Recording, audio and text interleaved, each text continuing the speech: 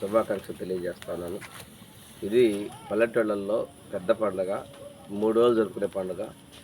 ఎక్కడైనా కానీ ఏ పనులు చదువు కోసం అదే ఉద్యోగాల కోసం ఏదైనా పనులు వలస వెళ్ళినా కూడా అందరూ స్వగ్రామాలకు రావడం. స్వగ్రామాల్లో 3 రోజుల పండుగ ఉత్సాహంగా జరుగుతుందో ఈరోజు భోగి పండుగ. భోగి మంటలేసి ఉదయాన్నే లేచి ఆనందంగా ఉండటం. మహిళలైతే ఇంటి ముందు ముగ్గులేసుకోవడం, రంగవల్లులేసుకోవటం ఉత్సాహంగా చూస్తూ ఉన్నారు. రెండో రోజు సంక్రాంతిని, మూడో రోజు కనుమ పండుగని చాలా ఉత్సాహంగా జరుపుకుంటున్నారు. ప్రజలందరికీ కూడా ఈ సంవత్సరంలో ముఖ్యమంత్రి గారు విద్యార్థులకు కావచ్చు, ఉద్యోగస్తులకు కావచ్చు, ఇది చిన్న చిన్న కాంట్రాక్టర్లకు కావచ్చు, వీరందరికీ ఉన్నటువంటి బకాయిలను కూడా ఆర్థిక వ్యవస్థ ఇబ్బందుల్లో ఉన్నప్పటికీ కూడా సంక్రాంతి కానుకగా విడుదల చేశారు. సందర్భంగా ముఖ్యమంత్రి కూడా ధన్యవాదాలు తెలియజేసుకుంటూ ప్రజల సంతోషం కోసం, ఈ వాళ్ళ ఆనందాల కోసం మన ప్రభుత్వం ముందుంది. అభివృద్ధి సంక్షేమంలో ముందుకు పోవాలనే ప్రజాకాంక్షకు అనుగుణంగా మా ఎన్డీఏ ప్రభుత్వం పనిచేస్తుందని చెప్పి తెలియజేసుకుంటూ మా ప్రభుత్వం తరఫున రాష్ట్ర ప్రజలందరికీ మరొకసారి సంక్రాంతి శుభాకాంక్షలు తెలియజేస్తున్నాను.